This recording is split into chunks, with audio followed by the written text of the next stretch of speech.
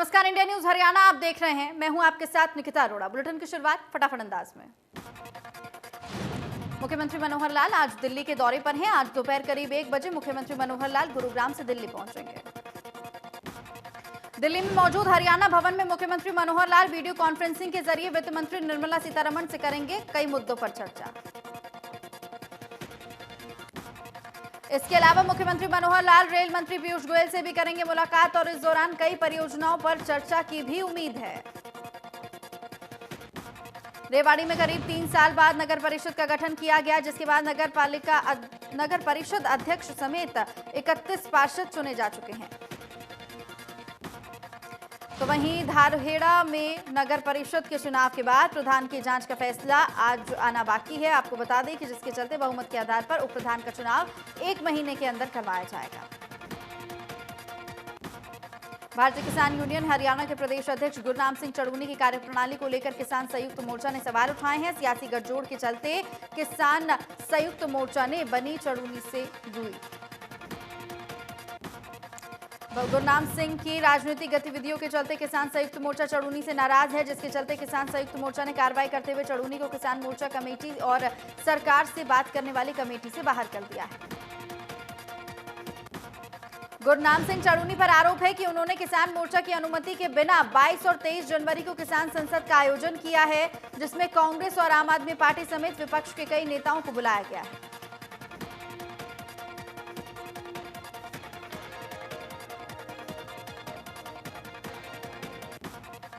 जिंद में किसान आंदोलन में फंडिंग मामले में किसान महापंचायत का आयोजन किया गया, जिसमें उचाना हलके समेत के गांव के किसान शामिल हुए हैं।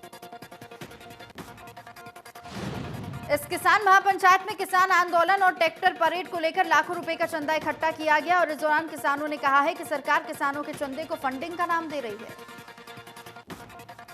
किसानों का कहना है कि वो ना तो उग्रवादी है और ना ही खालिस्तानी। अगर एनआईए किसानों को गिरफ्तार करती है तो उसका विरोध किया जाएगा।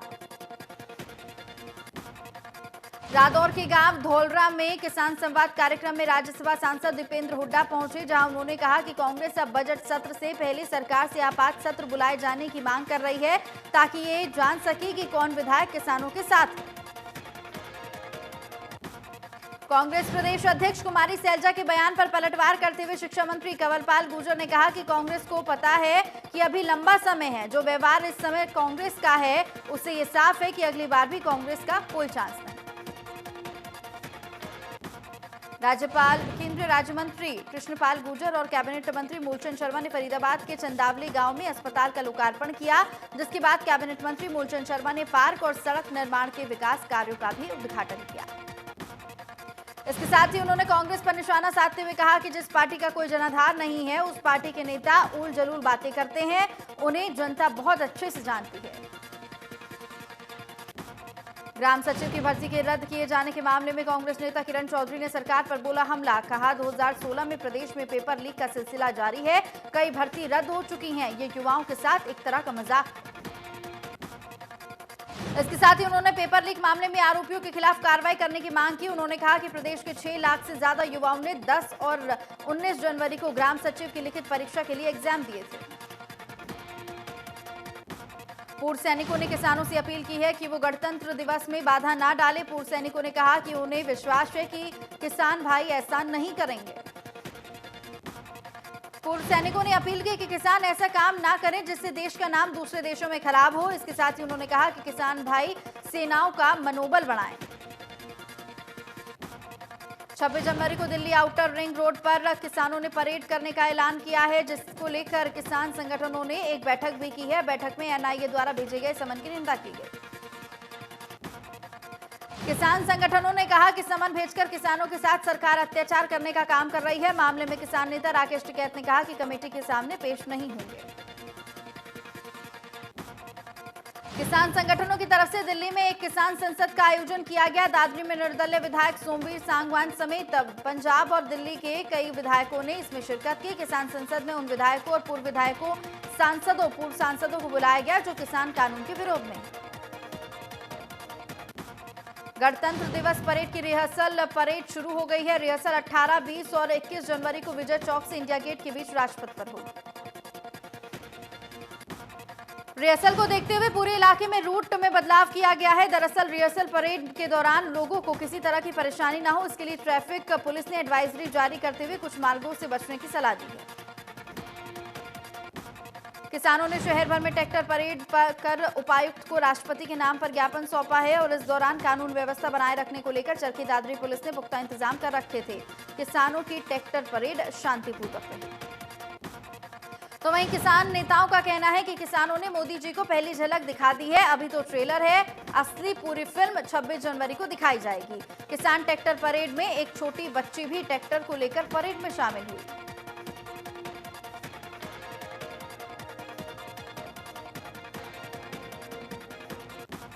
तो वहीं इनेलो की ट्रैक्टर यात्रा भी गोहाना पहुंची, जहां यात्रा के दौरान इनेलो नेता कर्ण चौटाला ने कहा कि उनकी ट्रैक्टर यात्रा को हर गांव से किसानों का समर्थन मिल रहा है। उनकी यात्रा में शामिल होने वाले के लिए ट्रैक्टर हर गांव में तैयार रहते हैं और हर यात्रा में हर गांव से लोग शामिल भी हो रहे हैं। साथ ही कर्ण चौटाला ने यह भी कहा कि यात्रा केवल उनकी यात्रा नहीं बल्कि पूरे देश की यात्रा है। 26 जनवरी की परेड को लेकर नौजवान भी लगातार आ रहे हैं। युवा 24 और 25 तारीख तक बॉर्डर पर पहुंच जाएंगे। उन्होंने ये भी कहा कि कांग्रेस को डर है कि उनके घर राजनीति से चलते हैं। अगर उनको डर है कि अगर राजनीति चली गई या इस्तीफा दे दिया तो जीत नहीं पाएंगे। विपक्ष के घर राजनीति से चलते हैं तो इन बयानबाजियों में ना पड़े। किसान आंदोलन को लेकर केंद्रीय राज्य मंत्री कृष्णपाल गुर्जर का कहना है कि किसान और जवान मोदी सरकार के लिए भगवान है। अपने भगवान के लिए जो ज्यादा से ज्यादा कर सकते हैं वो करने में पीछे नहीं हटेंगे। केंद्रीय मंत्री कृष्णपाल गुर्जर ने इस दौरान पृथला के गांव चंदावली में 1.5 करोड़ की लागत से बनकर तैयार हुए अस्पताल और पार्क का उद्घाटन किया और इसके साथ ही कैबिनेट मंत्री मूलचंद शर्मा, पृथला विधायक नयनपाल रावत भी मौजूद रहे। कृष्णपाल गुर्जर ने कहा कि कोरोना काल में विकास कार्यों पर रोक लग गई थी, लेकिन अब दोबारा से विकास काम लगातार किए जा रहे हैं। कांग्रेस अपने 54 साल के कार्यकाल में ना तो किसानों का भला कर पाई और न ही गरीबों का। विरोधियों को निशाने पर लेते हुए कृष्णपाल गुर्जर ने कहा कि तमाम विरोधी दल हताश हैं। अब ये किसानों के नाम पर फिर से उस जमीन को हासिल करना चाहते हैं, लेकिन अपने मंसूबे में वो कभी भी कामयाब नहीं होंगे। इंद्री के गांव गड़ी गुजरान में मृतक किसान के परिवार को सांत्वना देने पहुंचे राज्यसभा सांसद दीपेंद्र हुड्डा उनके घर पहुंचे, जहां किसान आंदोलन में हिस्सा लेकर लौटते समय किसान की मृत्यु हो गई। कैथल में किसानों की दिल्ली कूच को लेकर मीटिंग हुई और मीटिंग में जिले भर के किसानों ने हिस्सा लिया और फैसला किया कि हर परिवार से एक सदस्य दिल्ली कूच करेगा। चरखी दादरी में किसानों का ट्रैक्टर मार्च शुरू हुआ, जिसमें हजारों की संख्या में ट्रैक्टर पर सवार होकर किसान पहुंचे। मार्च में खाप और कर्मचारी संगठन भी शामिल हुए। तीनों कृषि कानून रद्द करने के साथ एमएसपी की गारंटी देने और बिजली संशोधन 2020 वापस लिए जाने को लेकर किसानों ने उपायुक्त को ज्ञापन भी सौंपा है। पूर्व बीएसएफ जवान और प्रधानमंत्री नरेंद्र मोदी के खिलाफ चुनाव लड़े तेज बहादुर पलवल के अटोहा चौक पर चल रहे किसान आंदोलन को समर्थन करने पहुंचे। यहां उन्होंने बीजेपी सरकार पर निशाना साधते हुए कहा कि देश में आज सरकार तुगलकी फरमान जारी कर रही है। वो सरकार चीन के रहमो कर्मों पर सत्ता में आई है। उन्होंने कहा कि सरकार के मंत्री संतरी जो बयान देते घूमते हैं, किसान आंदोलन को विदेशी फंडिंग से फलीभूत किया जा रहा है। उन मंत्रियों में से स्पष्ट तौर पर मैं पूछता हूं कि जब चुनाव था तो उस समय बीजेपी ने विदेशी फंडिंग का इस्तेमाल क्यों किया था। तो वहीं भारतीय किसान यूनियन के आह्वान पर 26 जनवरी गणतंत्र दिवस के अवसर पर दिल्ली में ट्रैक्टर यात्रा और ट्रैक्टर परेड होनी है। इसको लेकर कुरुक्षेत्र में तैयारियां शुरू हो चुकी हैं। किसानों ने निर्णय लिया कि कुरुक्षेत्र से तकरीबन 5000 ट्रैक्टर दिल्ली जाएंगे। ट्रैक्टर यात्रा में ज्यादा से ज्यादा ट्रैक्टर शामिल करने के लिए कुरुक्षेत्र की जाट धर्मशालाओं में भारतीय किसान यूनियन ने पदाधिकारियों की एक बैठक भी आयोजित की। किसानों ने कहा कि 26 जनवरी को होने वाली ट्रैक्टर परेड में कुरुक्षेत्र से 24 जनवरी को ही ट्रैक्टरों के साथ किसान दिल्ली पहुंच जाएंगे। किसान नेता अक्षय हतीरा का कहना है कि जब तक तीनों काले कानून वापस नहीं लिए जाते, किसान दिल्ली से अपने घरों को नहीं लौटेंगे। इसलिए सरकार को चेतना चाहिए और जल्द से जल्द किसानों की मांगों को पूरा करना चाहिए।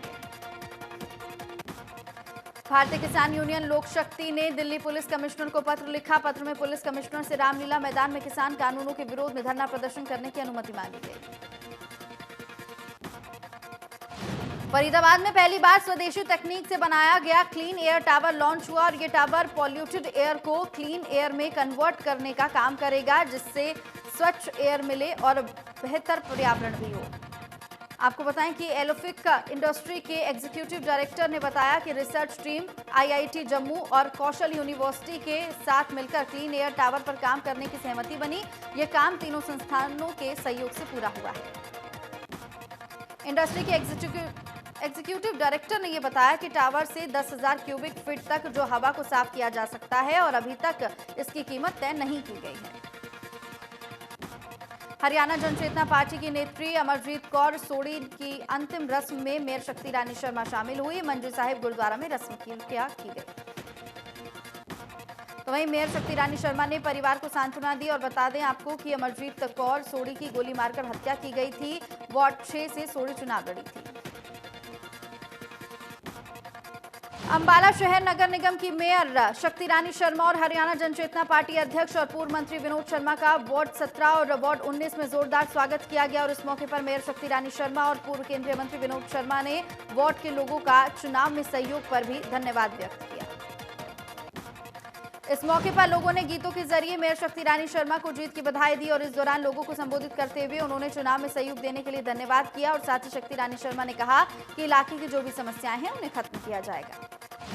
इस दौरान हरियाणा जनचेतना पार्टी और अध्यक्ष पूर्व केंद्रीय मंत्री विनोद शर्मा ने लोगों को संबोधित करते हुए कहा कि आपका सहयोग चुनाव तक नहीं आगे भी चाहिए। आपके सहयोग से सारे काम पूरे होंगे। पंचकुला में नगर कीर्तन का आयोजन किया गया जिसमें हजारों की तादाद में श्रद्धालुओं ने हिस्सा लिया। इस कड़कड़ाती ठंड में भी श्रद्धालु सेवा करते हुए नजर आ रहे हैं। असंध में सिखों के 10वें गुरु श्री गुरु गोविंद सिंह के प्रकाश पर्व के उपलक्ष्य में विशाल नगर कीर्तन निकाला गया और इस अवसर पर संगत के सहयोग से सिख स्टूडेंट सेवा सोसाइटी द्वारा विशाल लंगर कार्यक्रम का भी आयोजन किया गया। इसके साथ ही पानीपत खालसा गतका कमेटी द्वारा युद्ध कला के कौशल का प्रदर्शन किया गया। स्थानीय विधायक शमशेर सिंह गोगी समेत सैकड़ों श्रद्धालुओं ने नगर कीर्तन में हिस्सा लेकर माथा टेका। सिरसा में 17 साल की बेटी खुशी मोहंता ने लॉकडाउन के दौरान वेस्ट नंबर 42 नॉवल लिख डाली जिसका विमोचन सिरसा क्लब में किया गया। चौधरी देवीलाल विश्वविद्यालय की प्रोफेसर दीप्ति धर्मानी, रिशोबा कॉलेज की प्रिंसिपल डॉक्टर कुमुद बांसल समेत अन्य गणमान्य लोगों ने इस अवसर पर पहुंचकर बेटी खुशी को अपना आशीर्वाद दिया और उसके इस प्रयास की प्रशंसा भी की।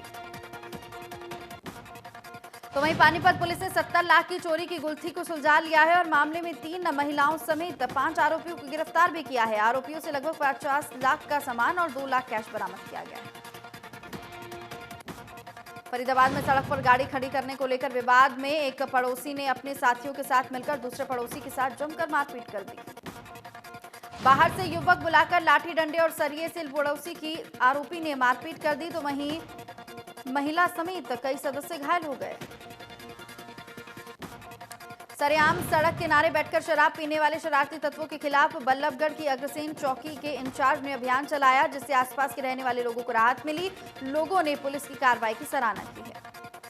मोहना रोड पर शाम होते ही शराबियों को जमावड़ा लग जाता था जिससे आसपास के रहने वाले लोगों को काफी परेशानियों का सामना करना पड़ता था। पुलिस ने इसे लेकर अभियान चलाया और कार्रवाई की। पुलिस चौकी इंचार्ज की माने तो वो लगातार ऐसी जगहों पर नजर बनाए हुए हैं और अपने कर्मचारियों को भी सख्त आदेश दिए हुए हैं कि कहीं पर भी कोई शरारती तत्व दिखाई नहीं देना चाहिए। करनाल की सीआईए टीम ने 3 लुटेरों को गिरफ्तार किया है और उनके पास से बाइक भी बरामद की गई है। लुटेरों ने शहर में दहशत मचाई हुई थी। उनकी गिरफ्तारी के बाद 4 लूट की वारदातों का खुलासा हुआ। एक लूट की वारदात को अंजाम देते हुए लुटेरे गैंग की तस्वीर सीसीटीवी कैमरे में कैद हुई जिसके बाद ये पुलिस के हत्थे चढ़ गए। पुलिस लुटेरों से पूछताछ में जुटी है। महेंद्रगढ़ में रेवाड़ी रोड पर झगड़ौली नहर के पास बस और कार की टक्कर हो गई जिससे 4 लोगों की मौत हो गई है। तो वहीं आपको बताएं कि चारों लोग एक ही परिवार के थे जो कि फरीदाबाद के रहने वाले थे। बताया जा रहा है कि 3 भाई और अपनी बहन के साथ लड़की देखने जा रहे थे जहां इस दौरान यह हादसा हुआ है। निजी बस रेवाड़ी से महेंद्रगढ़ जा रही थी और ये अपनी कार से रेवाड़ी जा रही थी। आमने सामने की भिड़ंत में तीनों लोगों की मौके पर ही मौत हो गई और एक ने अस्पताल जाते वक्त दम तोड़ दिया। हालांकि पुलिस ने मामला दर्ज कर जांच शुरू कर दी। हांसी के नर्सिंग होम में डॉक्टर की लापरवाही सामने आई है जहां लापरवाही के चलते एक महिला की मौत हो गई। नर्सिंग होम में गर्भवती महिला को डिलीवरी के लिए भर्ती कराया गया। डिलीवरी के बाद महिला की तबीयत बिगड़ गई, जिसके चलते महिला की मौत हो गई। महिला के परिजनों ने डॉक्टर पर लापरवाही के आरोप लगाते हुए कहा कि महिला की तबीयत बिगड़ने पर डॉक्टरों ने परिजनों को महिला से मिलने नहीं दिया।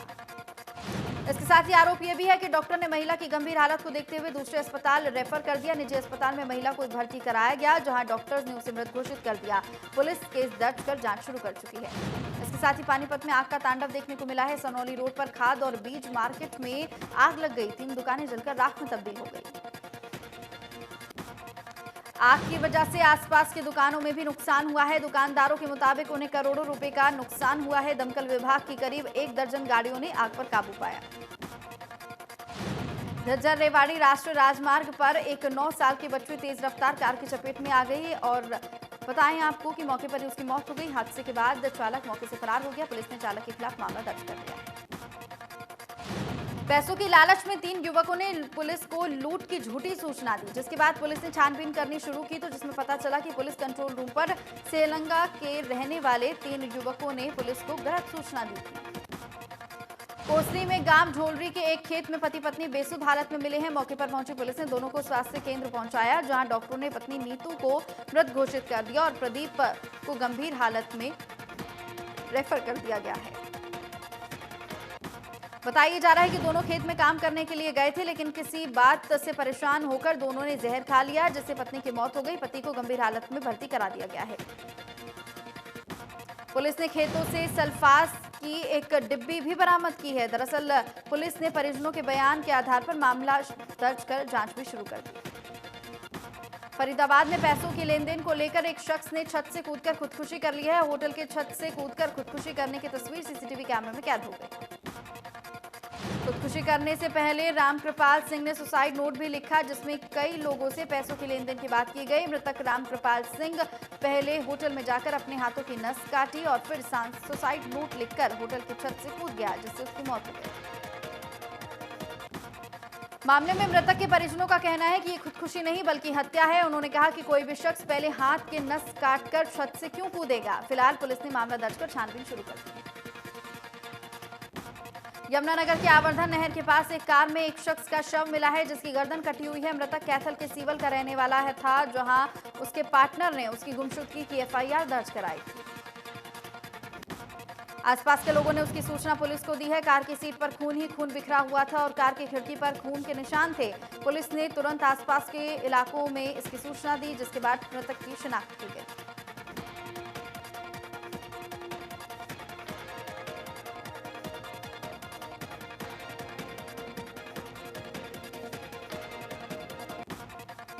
स्वास्थ्य मंत्रालय की ओर से दिए गए बयान में बताया गया है कि कोरोना वैक्सीन के साइड इफेक्ट के 447 मामले सामने आ चुके हैं, जिसमें से 3 मरीजों की हालत ज्यादा बिगड़ने के चलते उन्हें अस्पताल में भर्ती कराया गया है।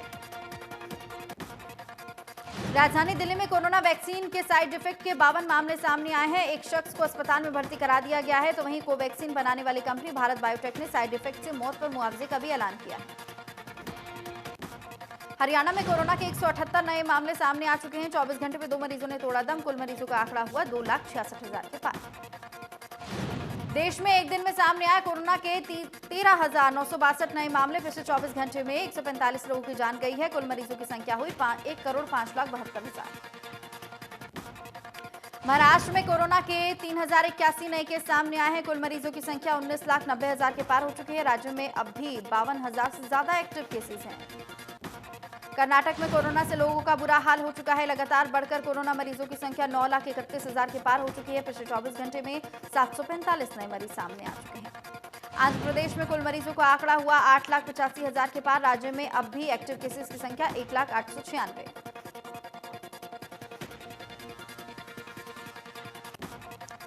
तमिलनाडु में एक दिन में सामने आए हैं 7 लोगों की मौत, तो वहीं कुल मौतों की संख्या हुई 12,264। अब तक 8 लाख से ज्यादा मरीज हुए रिकवर।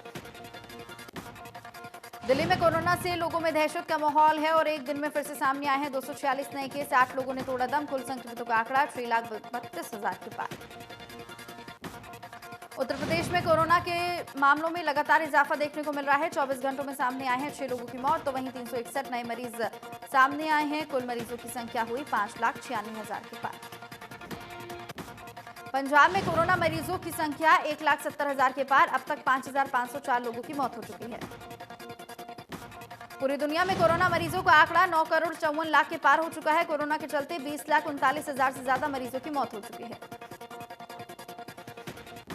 अमेरिका में कोरोना ने मचाई सबसे ज्यादा तबाही। अब तक कोरोना के चलते 4 लाख से ज्यादा लोगों की मौत हो चुकी है। कुल मरीजों की संख्या 2,84,44,00,000 के पार है। ब्राजील में कोरोना से हाहाकार मचा हुआ है। कोरोना के चलते 2,09,000 से ज्यादा लोगों की जान जा चुकी है। अब तक 74 लाख से ज्यादा मरीज ठीक भी हो चुके हैं।